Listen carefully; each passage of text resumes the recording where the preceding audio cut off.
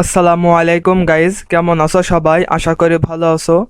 তো গাইজ, হয়তো তোমরা টাইটেল এবং থাম্বনেল দেখে বুঝেই ফেলেছো আজকে আমি কোন ভিডিও নিয়ে আলোচনা করব। আজকে আমি দেখাবো তোমরা কিভাবে তোমাদের যে কম্পিউটার আছে সেখানে যে ওয়ান ড্রাইভ আছে সেই ওয়ান ড্রাইভে তোমরা কিভাবে লগ ইন করবে, কি নিয়ম ফলো করলে তোমরা একদম সঠিকভাবে সেখানে তোমরা অ্যাকাউন্ট লগ ইন করতে পারবে এবং সেখানকার যে সুবিধাগুলি তোমরা পাবে সেই সব বিষয় নিয়ে আজ আমি আলোচনা করব। তাই তোমাদের কাছে অনুরোধ রইবে ভিডিওটি স্কিপ না করার জন্য। যদি তোমরা ভিডিওটি স্কিপ করো তাহলে তোমরা কিচ্ছু বুঝতে পারবে না, এবং যদি তোমরা ভালোভাবে ভিডিওটি বুঝতে চাও, ওই ওয়ান ড্রাইভের বিষয়টি যদি তোমরা ভালোভাবে ক্লিয়ার হতে চাও, তাহলে তোমাদের কাছে অনুরোধ রইবে ভিডিওটি একদম শেষ পর্যন্ত ভালোভাবে দেখার জন্য। তো ভিডিওটি শুরু করার আগে বলে রাখি, যদি ভিডিওটি ভালো লাগে তাহলে অবশ্যই একটি লাইক করে দিবে এবং আমাদের চ্যানেলে নতুন হয়ে থাকলে অবশ্যই চ্যানেলটি সাবস্ক্রাইব করে বেল আইকনটি অন করে দেবে। তো চলো আর কথা না বাড়িয়ে ভিডিওটি শুরু করা যাক।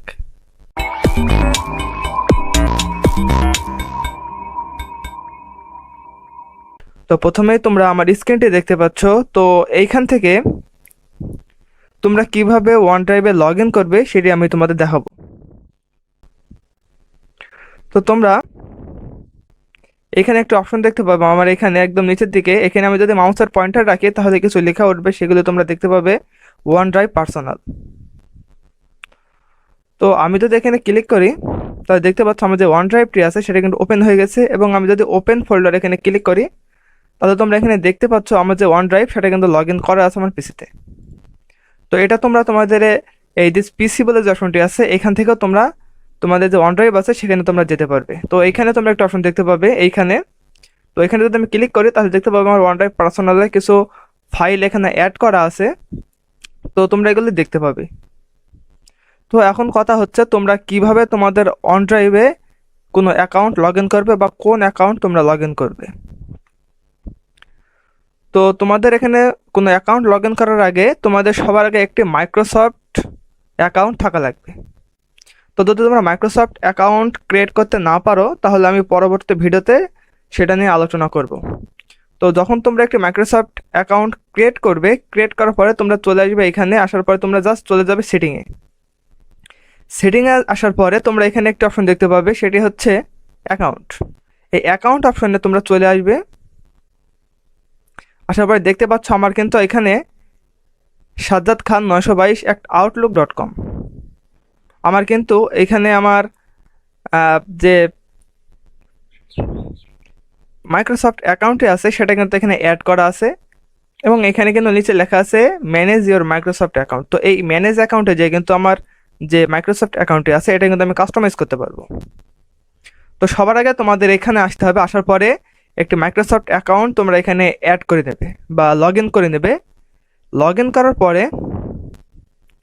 করার পরে কিন্তু তোমাদের আর কিছুই করা লাগবে না, তখন কিন্তু অটোমেটিকলি তোমরা এটা ইউজ করতে পারবে। তো সেটি আমি এখন দেখাচ্ছি। তো আমি যখন আমার ওয়ান ড্রাইভে যাওয়ার পরে আমি যখন ভিউ অনলাইন এখানে যদি আমি ক্লিক করি, এখানে ক্লিক করার পরে তোমরা আমার এখানে দেখতে পাচ্ছ আমার যে ওয়ান ড্রাইভটি আছে সেখানে কিন্তু অলরেডি আমার যে কম্পিউটারে যে মাইক্রোসফট অ্যাকাউন্টটি অ্যাড করা আছে সেটা কিন্তু এখানেও অ্যাড হয়ে আছে।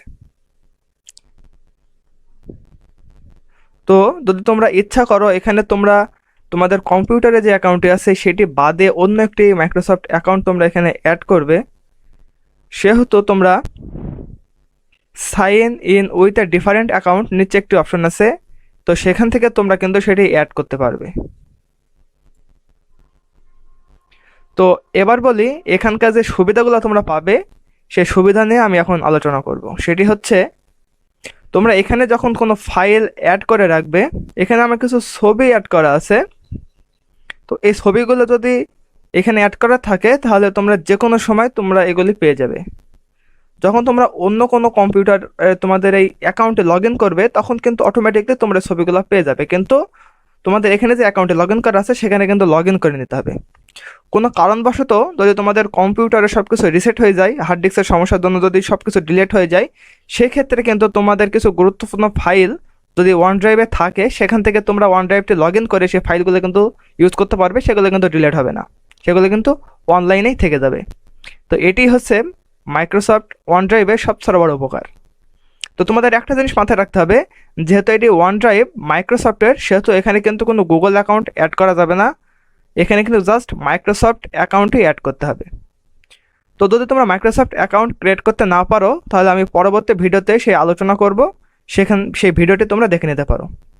তো আশা করি তোমরা বুঝতে পেরেছো কীভাবে মাইক্রোসফট অ্যাকাউন্ট লগ ইন করতে হয় এবং এর উপকারিতা।